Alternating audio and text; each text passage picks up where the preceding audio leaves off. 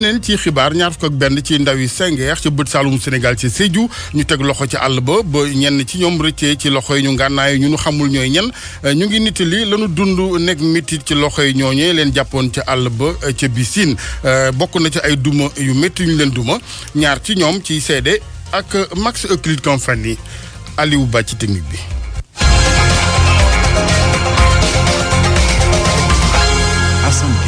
Bissine la ñuy sax tàmbalee xibaar yi ci àll bët Saalumu Sénégal ci Sédhiou ndaw yu ñu fa tegoon loxo ay bés bi ak nanu dundee jàpp googee ñaar ci ñoom yi indi seede ak Max Euclide Compagnie. gannaaw ñaari fukki waxtu ak ñeent ñu amal ci àll bi Anso ak Djibril Sonko di raconté bëccëg ak guddi bu ñu amal ci àll boobee. Je suis pas avec mes camarades. dama nekkoon nag sama morom ba benn waxtu ma dégg tekkaaral ci noonu laa doxee rek gis ñeneen samay xarit ma la tere ñu ne ma gaa ngi fii nii ñu ne ma nag nañ dem jëlee saret yi man ne déedéet loolu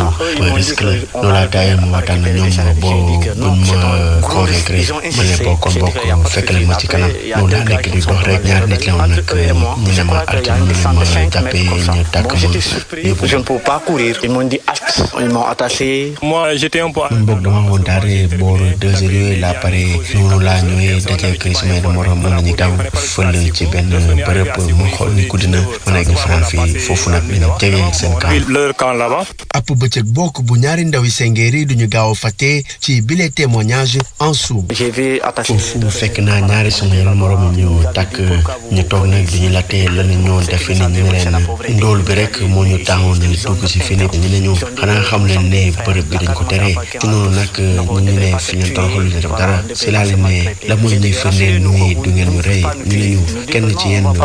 ab bëccëg bokk bu tar bi ndaw yooyu dund ñoom sa moo yoon ñàkk seen bakkan Jibril di fësal nu mu def ba gën dellu gis ay mbokkom. vraiment moi j'ai pas dormi ci kaw garab lañ nekk ma xam ne su ma jaaree suma càmmoñ bi dinaa génn Senghor bu ma yeggee ci bërëb bi ma gis nit ñi bëri nekkoon foofu. ab guddi bu lëndëm mbokk bi ndaw yooyu dund ñoom sa demoon rek ci àll bi uti ay madd ngir yaakaar am si koppar doon bu dul gaaw a génn ci seen xel. Max Euclide Compagnie ci Sédhiou ngir RFM. jërëjëf Max Euclide Compagnie fukk ak ñeent ci nga xamante ni ñooy ndaw yu nu tegoon loxo gendarmerie def lu ni mel ca Balu ñu ngi leen jàllale ci parquet bu Bakel ngir nag daal di joxe xalaatam ci loolee nepp tolluwaay di gune yi dal ak jàppanteeg takk der yi ndax tereguñ leen terewoon football ak yeneen président conseil départemental bu Bakel rafetlu ko mu ngi sàkku nag ci ñëpp ak dal ci wàll yëpp ñu déglu ko moom président Demba Ka ak Moussa Oumar Gueye. yaakaarlu ak ñoo xam ne ñooñu war a aar ñooñu war a sécuriser di dal ci seen kaw di am ay gaañ-gaañ yooyu encore ëpp na l'état nañ ñu dimbali daal ñu ngi ci frontière dañu bëgg a am une zone vraiment très calme très sereine ay problèmes yu mel nii bu jëmee law ci suñu département loolu moo tax ñaan vraiment les autorités étatiques ñu tolérer cette fois-ci en donnant des mesures très fermes des avertissements laaj aussi population bi nañu calme nañu topp digalu autorités yi rajo communautaire yi gën a yokk seen émission de sensibilisation bi parce que mesures yi il faut que ñu respecté ko. Guy Marius Sagna mujj nañ ko baax démb ginnaaw fukki juróom-ñaari waxtu ci ngoon gi moom activiste bi ñu defoon garde à vue ci commissariat central ab Ndakaaru ginnaaw jàpp gu ñu ko jàpp ci kanamu sous préfecture wala préfecture ab Ndakaaru ñu fàttali ne dafa demoon ngir rek daal di fa déposer ak yëglu jëm ci marche bu nuy amal ngir ñaawlu li nga xamante ni mooy nekkinu étudiant yi nu orienté ci privé gi ak UVS yi di université virtuelle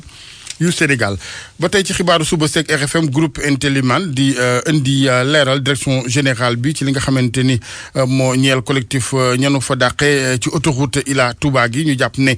ñu ca bari ñi ci wàllu càcc ñi lu jëm ci wàllu jubadi ci mbindi nag yeneen ak abus de confiance noonu ne la direction générale bi waxee société bi ne it lu jëm ci wàllu taqaliko gi ak ñoom wàccoo gi ñeel bépp ak def nañ ko ba mu mat sëkk kon di weddi li nga xamante ni moo tukkee nay tuuma ki lu jëm ci wàllu teq ñeel payoor yeeg yeneen ñu ko waxee groupe Intelliman di xamal it ci weneen wàll ni déposé na ab plainte di clamé ci kanamu procureur de la République RFM juróom-ñetti waxtu tegal juróom-benn minute. ak RFM kumpa jeex na. takku masque yi ak yeneen nay taxawaay ngir daal di fagaru ñeel jàngoro coronavirus takk googee ñeel masque yi nag ak ñi nga xamante ni dañuy ñàkk wàccu ak moom ca muy wareef yi ñëpp ca bu nu nekkee ci bërëbu mbooloo ak yeneen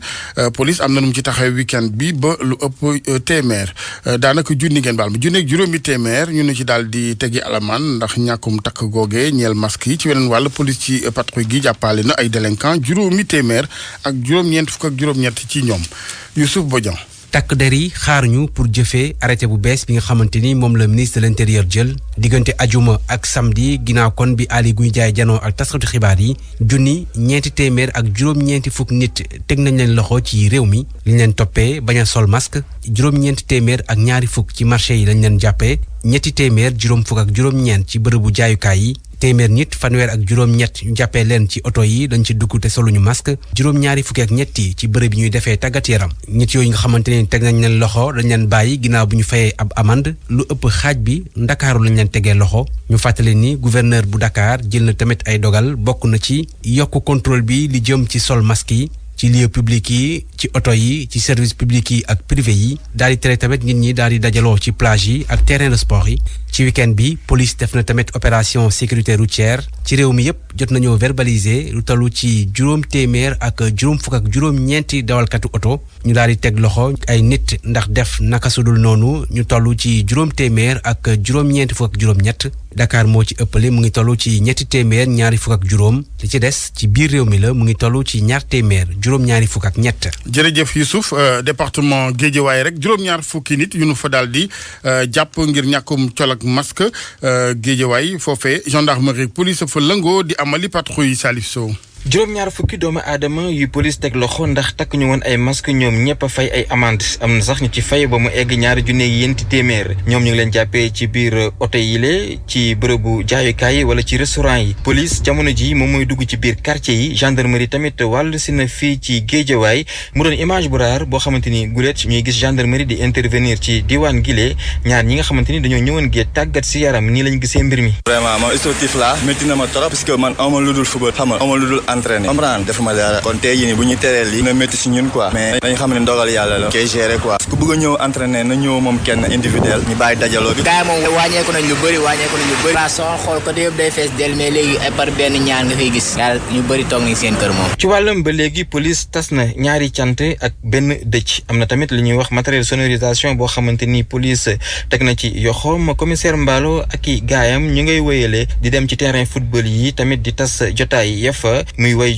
muy ñi nga xamante ni ñoo yore bërëb yu ñuy def jënd ak jaay lu mel ne bitik ak ñiy dawal oto yi di transport en commun ñoom tata kalandoo ak taxi alkaati yi nee ñu leen ñoom ñëpp nañu xam ne képp ko xamante ni fekk nañ la seen bitik takkoo masque ñoom ñëpp la yat bi di dal Salif Sow Guédiawaye ngir rajo Futur Média. Salif jërëjëf takkum masque gi ak leneen ne ay mesures barrières raxasu gi boytu dajaloo yi ca Mbuur kilifa ya di ko fàttali askan wi fas yéene taxaw ndax jàngoro ji dafay lëmbee am na fa ñetti téeméeri cas yu nu fa xayma boobu département moo waral sax yooyu kilifa yu département bu Mbuur joxante ndaje ci lu jàmp alxamis ginnaaw ëllëg Abdourahmane Diallo. lu may semaine Mbuur am na lu ëpp fanweeru cas communautaire quartier yu nekkee ci commune yi yëpp feebar bi laal na ko Fallou Silla mooy maire commune bi. maire yi moom li mu mën toujours mi ngi koy def ñun jënd nañu ay masque dëkk bi kenn mënta wax ni amul masque koo ci laal boo ko lambee mi ngay 4 masque wala 3 masque mais yenn saa yi da ngay tase ni an sa masque mu lamb poche bi génn ko te loolu jaaduwul wala nga takk ko nii benn bi di lang sa nopp benn bi di kii wala nga takk ko sa baat amul njariñ barki dem rek dañoo rek ñu jënd ay pulvérisateur yu mag yooyu nga xam ne dañ koy jox waa service d'hygiène. fi mu ne nii feebar bi am na doole ci département bu Mbour teewul am na ci yenn ci ay commune ba léegi yegg seegu fa fu mel ni Ngexoox Pape Songo Diouf mooy maire bi. alhamdulilah rabil alamin ça ne veut pas dire que Ngexoox nag mucc na ci ñun yàlla nag moo ñu fee dugg mais ban na dëkk muccul parce que gis ngeen ne dëkk bi actuellement ni mbir mi dafa yokku dafa doy waar xam na feebar bi mu ngi fii xam na feebar bi mu ngi lore xale yi ñoo ëpp ñi ko am mais troisième âge yi ñoo ciy perte ñooy payer les pots cassés. bi feebar bi tàmbalee ba léegi kilifa gune dugal na ci loxoom mooy kuy yëngu ci wàllum politique aada wala diine Cheikh Issa Sall muy njiitu mouvement Am Ndem. li ñi ñëpp war a def mooy sensibilisation bi ñu gën ko renforcer demaat ci population yi duñ fa dem nag ak ay loxoy neen dañuy dem yóbbuwaale ay masque ak leneen lu ñu mën a yóbbu gel ak lu ñu mën a yóbbu jox leen ko mais bii yoon nag ñu ñaan leen ñaan leen pour que masque yi ñu koy sol pour que disposition yi autorités sanitaires yi teg pour que ñu mën a xeex mbas mi nit ñi mën ko respecter. parce que man tendance bii ma gis muy demee nii bu ku nekk jëlul say responsabilité mën na àgg fu jéggi dayoo. feebar bi ni mu jéggi dayoo ci département bu Mbour tax na ba jeudi bii ñu jëm dinañu amal waxtaan ngir jéem a xool nan la ñuy def ba mën a jaamarloo ak moom. RFM Mbour Abdourahmane Diallo. jërëjëf Abdourahmane ndimbal li état bi jógtee ngir secteur privé gi ci wàllum njàngale muy kon enseignement privé bu Sénégal ak mbas mi benn ci milliard ci njëlbeen teg na ca ñaari milliards yeneen ngir yokk taxawu gi ministre bi ñu dénk wàllu njàng mi xamle ko ci wet geneen di xamle ni waxtaan yi ñu ngi koy wéyal lu jëm ci diggante parents d'élèves yi ak yooyu l'école ngir ñu mën a xool nees mën a def ba payuk weeru mars doon lu am. ministre Mamadou Talla ak Makumba Bey. bu ñu defee milliard boobu nag si wàllu éducation nationale gis nañ ne 1474 écoles ñoo xam établissement ñoom ñoo am subvention bi day jóge si 365 000 ba 4 millions bu gën a tuuti daal bu climat ak en fonction des critères. bu ñu defee loolu ba pare ñoom aussi ñu ne waaw xeebuñu loolu baax na waaye est-ce que mun nañu aussi dimbali leen une seconde fois. bi ñu posé problème boobu président de la république aussi xam na ne éducation nationale lu yaatu la public la ak privé et effectivement mu arbitré joxaal leen encore yeneen 2 milliards yeneen 2 milliards nag loolu lañ leen jox pour wax leen ne commission bi ngeen tegoon boo xam ne yéen la ak éducation yéen defoon seen commission defar critères yi nombre d'enseignants nombre d'élèves léegi nag amaan ngeen encore yeneen 2 milliards ngeen jéem a seet école yu amul woon nan la ñu war a fexe pour que ñoom aussi mu ñu am ou bien même ñi amoon sax. est-ce que bi ngeen leen dollee ñaari milliards yi day tekk ni léegi buñ toppati waajur yi payooru weer yi nga xam ne gone yi jànguñ ko woon. waaw xam nga loolu discussion la loolu dañu war a continuer di waxtaan bi affaire bi commencé ba léegi ñoom ak waa ASCOSEN ak ñun ak parents d'élèves yi ak enseignants ñun ñëpp ñu ngi ci biir di jéem a seet parce que lii daf ñu bett kenn toogul woon di xalaat ne que ñii lay demee waaye bi ñu commencé ñun wax nañu leen que en tout cas mun nañu jàpp ne que mois de mars bi moom comme jàng nañu ba 14 mars mu dese leen une semaine avant vacances Pâques yi di ñëw donc loolu wax dëgg yàlla loolu je crois que même parents yi d'accord nañ loolu même au niveau de ASCOSEN loolu mooy seen position li des nag mooy que école boo gis dafa am organisation dafa am parents d'élèves am syndicat am école bi administration bi ñu ngi jéem a seet ku nekk réalité yi nan la ñu war a def pour que ñu joxe notes yi je crois que léegi ñu ngi koy joxe sax d'ailleurs notes yi ak bulletins yi pour que ñu mun a ànd ñu mun a préparer mooy examen yi di ñëw ak la rentrée scolaire. monsieur le ministre Mamadou Talla ñu dénk njàng mi Ziguinchor moom maire ba Abdoulaye Baldé mooy sàkkul ak taxaw ak ndimbal gox yi ak askano foofeeg waame gi ginnaaw taw yu mitti wadd ci bët Saalum bu Sénégal bu sañoon ak taxawu tukkee ci ministre bi ñu dénk ndox meeg wàllu assainissement monsieur le maire Abdoulaye Baldé ak Lamine Ba. quartier bëri dañu inondé ñu ngi ci biir ndox yi de façon générale assainissement dépendul ci communes yi parce que donc nu ñuy interpeller le ministre pour que de façon urgente ñu jàppale Ziguinchor parce que ren commencé na taw bu bare te taw bi dina gën a bare donc de telle sorte que def nañu réunion ak gouverneur ak préfet identifié nañu presque une demi-douzaine de points yoo xam ne dañu fa war a intervenir te pour def intervention boobu il faut du matériel lourd donc sànq war naa ministre bi pour que ñu jàppale ñu ci ay hydrocureurs pour que ñu jàppale ñu ci ay pocrins que suñu service yi même les services de la mairie mën nañu ànd ak waa service de l'État pour que ñu mën a liggéey mais gas ay tranchées pour que de façon définitive ñu mën a en tout cas soulager population. oui assainissement moo gën encore parce que boo gisee plan directeur d'assainissement Ziguinchor def nañ ko à l'ONAS ñu ngi ko xayma à plus de 50 et quelques milliards moom commencé nañu assainissement eaux usées mais des na l'assainissement sur les eaux pluviales donc loolu ay moyens yu am bëri kii la ay moyens yu bëri la yoo xam ne ça dépasse la compétence et les moyens des municipalités donc vraiment di encore une fois di ñaax di ñi pour que ñu en tout cas ñu ngi ñaar wàllu. pour man RFM mooy rajo bi gaaw ci xibaar yu wóor. RFM xibaar yu wóor te wóor.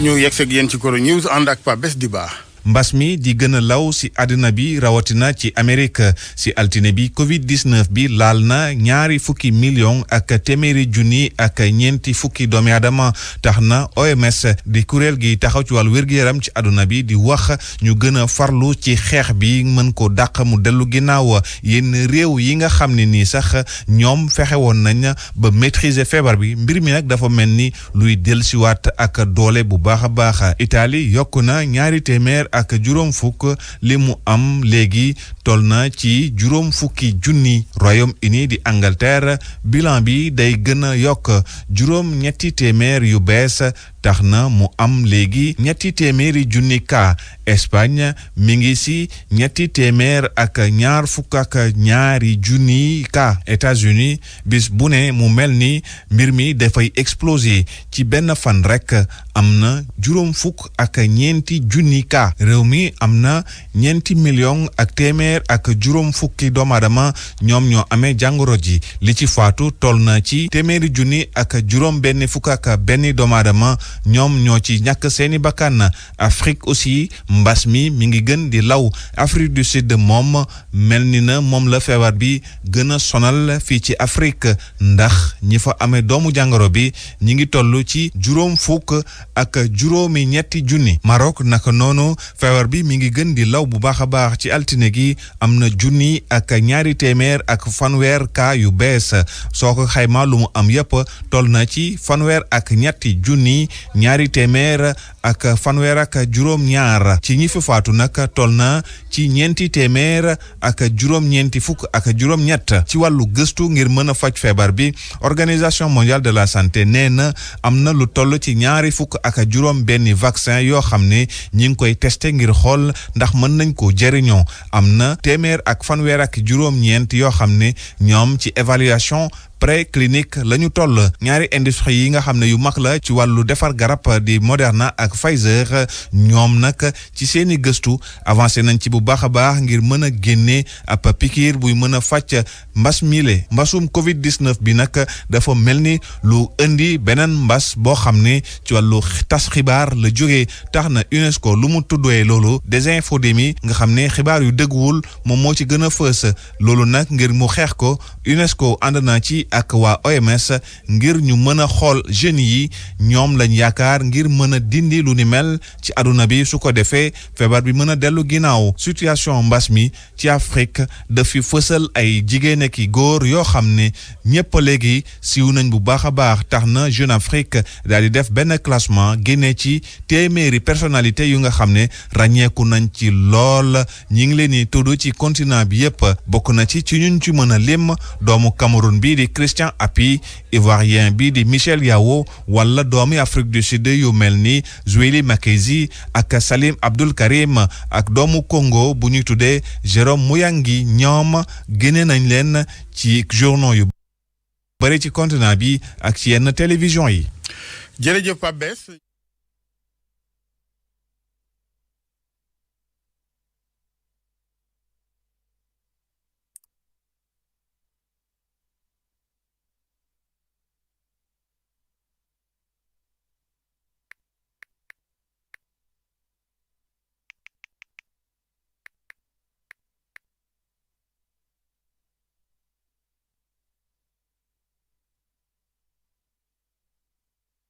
ni Zweli Makezi ak Salim Abdul Karim ak doomu Congo bu ñuy tuddee Jérôme Muyangi ñoom génne nañ leen ci journaux yu bari ci continent bi ak ci yenn télévision yi.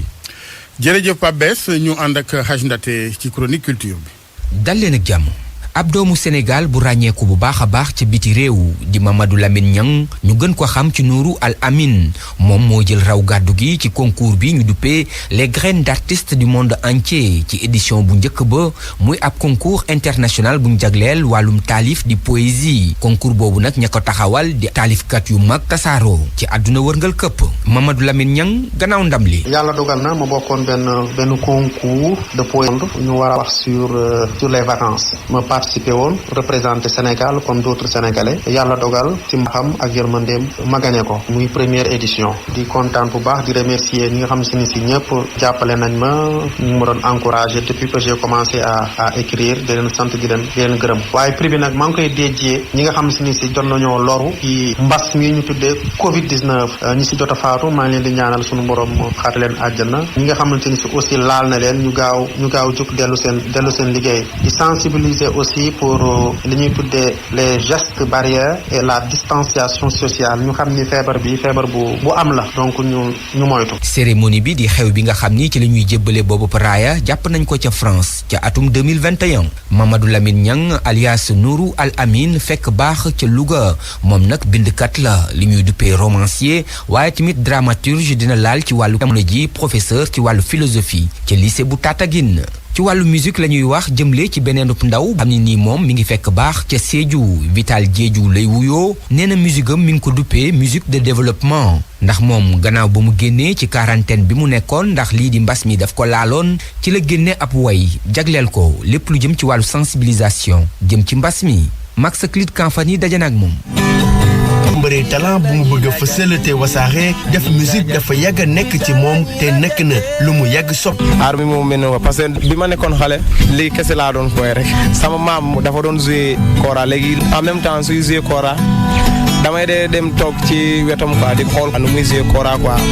musique bu muy def Vital Diédhiou daf ko bëgg ab musique buy jëm ci développement ak di ñaa askan wi ci ay mbir yu ko soxal. 2017 laa commencé a dem ci El Hadj Dandan Diédhiou artiste international la fii ci Sédhiou mu ma jot a jàngal luy musique mu ma jot a woon yoon musique ba ma egg fii tey mosuma jël wéy nii di ko wéy nii damay uti benn thème bien précis ma tegu ci pour mun a sensibiliser population bi. loolu waral mu génnee clip bi nii jëm ci coronavirus mi ñuy xamal ni lu waral mu génnee boobay tube. parce que man mii di wax ak yow nii maa mettre en quarantaine ñun ñoo nekk premier cas fii Sédhiou mais yàlla maa ngi sant yàlla di gërëm yàlla bu baax a baax dañ maa mujjee testé négatif moo taxoon ma mujjee am inspiration bii nii ma ne man comme que nii la fa demee jaral na ma man tam ma génnee sound sensibiliser population parce que man mii gëmuma woon nii corona am na. tey ji nii ab artiste bu ndaw bu mu doon mu ngi sàkku ndimbal ci kilifa yore aada ak cosaan ngir mën a fësal mën-mënoom fépp ci réew mi. jaajëf Max fii la ñu yem dig daje ëllëg. Savon de Marseille Alphé seen gamme Opalia seen Kenkeyri AAD Abdou Alima Diop Home Choice Sénégal ak seen cuuraay Rakta bi rëy yooyu ñoo leen di may li ci yéenekaay yi. yéen kay yeeg Modou Mohamed Ndiaye. jërë ngeen jëf nit ku ñu jàpp ci mbedd mi ndax ñàkk sol masque ñi la jàpp tooñ nañu la nit ku xam-xama màcc jëm ci wàllu yoon di maître Demba Ciré Bathily moo ko wax ci l'Observateur ubbil yéen kay bi arrêté bi fi ministre intérieur tegoon fukki fan ci weeru sulet 2020 jëm ci sant nit ñi ñuy masque wu la avocat bi gis ne am na lu ca desee leer ndax arrêté ba fa nga xam ne fa la sant nit ñi ñu cay masque wu moo di ci lieu de commerce yi transport yi service administration bi ak service secteur privé yi waaye amul fànn fu ñu def fi nga xamante ne ji moo di ca dogal Aly Ngouille Ndiaye boobee ne dañuy sant nit ñi ñuy masqué wu ci mbedd yi beneenub avocat di maître Assane Dioma Ndiaye feelu met Bathily ci journal bi di ko dëggal di wax ne arrêté bi ak ni ñu ko bindeeg la ñu ca bind dese naa matale met Bathily jëlaat ci kàddu gi ci l'Observateur di wax ne bu doon ci état d'urgence dañu nekk ba tey kon kilifa yi danañu am sañ-sañu sant nit ñi li leen neex wax leen li ñu bëgg ak it fa ñu bëgg ñu yem ca waaye arrêté ministériel bu ministre intérieur bi génn fukki fan ci weeru sulet 2020 ñu dàbbali yaat ko juróom-ñetti fan ci weeru août citoyen bu mu neex mën nga ko dem attaqué ji ca Cour suprême ndax amul ndëgër lay li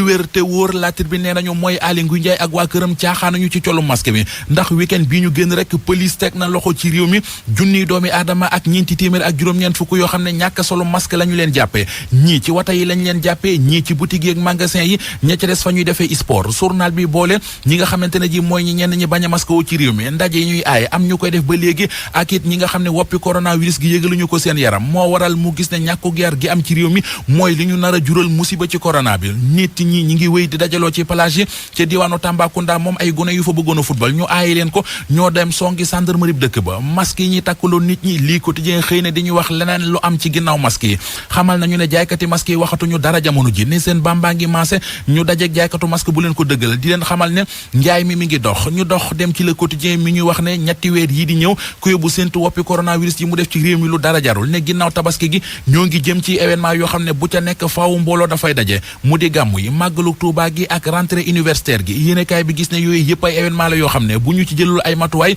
bu ñu ca génnee réew mi dana bari ñu tëdd sang bu tedd ba ca Tiwaawoon di Serigne Babacar Sy Mansour xalifa général di Tidiane grand place ne nañu wax na ñetti digle maanaam yi recommandation yoo xam ne sàkku na ci ñu def ko ngir mën a mucc ci mbas mi nee na nañu saraxe ñaan te tuub mu ne it ñi nga xam ne ñoo xam dara ci feebar bi rikk waay bu ñu ciy waxati nañ cay wax ca wolof te bàyyi làkkum français gi ndax wolof daanaka ñëpp moom la ñu dégg làkkum tubaab gi bari na ci te réew mi du ñëpp a dégg français ci vox populi mu ne ñu fayte li nga xam ne moo dal ci suñu kaw buñ ci bëggee génn faaw dañuy saraxe ñaan boole kook noppite nangu dogalu yàlla suñu borom lise ko nañu Serigne Babacar Sy Mansour nee na waxul ngir contre gouvernement dadi ku nekk am nga say dëgg war nga ko wax ki nga ko war a wax li ñu journal Source A xëy wax jafe naa jàppe dëgg ca Touba la ñu ne am na fa fanweeri doomi aadama ak juróom-ñett yoo xam ne dañu leen a testé gis ne dañoo corona waaye dem faju ji ak ku leen rey la ñu yemale nangu ñoo dem ca centre de traitement ya ñoo nga ca biir dëkk ba di doxi seeni morada di jaabaay too di dem ak a dikk dikk yéenekaay bi nañu li ciy ñuul sax léegi mooy autorité médicale yi ci Touba dem nañu ba xamatuñu ci ñoom dara woppi coronavirus ji la yéenekaay nee nañu bàyyiwul fenn ci réew mi waaye Ziguinchor na mu fa mel ma ngay bëgg a jéggi dayo ne démb rek am nañu fa fukki cas communautaire ak ñaar te bokkewut ak cas contact yaak na mu fa baree temps yi li ñuy dégg temps yi yëpp ci réew mi mu di genn gone gu jigéen guñ ne dafa corona ñu yóbboon ko ci centre de traitement doon ko fa faj am kenn ci volontaire Croix-Rouge ku ko fa fekk siif ko violé ko libération nee nañu waa ji ñuy tuumaal loolee ma nga ca kaso ba juge bu 6e cabinet moo ko mandat dépôt ginnaaw bi mu ci ubbiloo ab information judiciaire ni waa sûreté urbaine def ba ràññee waa ji xàmmee ko ci fanweeri volontaire yu Croix-Rouge libération bind na ko ba bindit ne waa ministère de la santé wàll si nañu ci yëf yi porté nañu plainte contre waa ji ñuy tuumaal ñang la sant mbir yi libération nee nañu ma nga xewee ci hôtel Novotel l'observateur mi njëkkoon a siiwal xibaar bi xëyaat na ci tey ji ba dolli ñu ci leneen lu yéeme sax ndax ndaw si li mu wax ak gynécologue ba ko defal test la mu gis yëf ya taq na suuf gynéco bi defal na xale bu jigéen bi ay test la mu am ne résultat mi ngi ci page 9 bu l'observateur. Savon de Marseille Alphé seen gamme Opalia seen Kenkeyri AAD Abdou Alima Diop Home Choice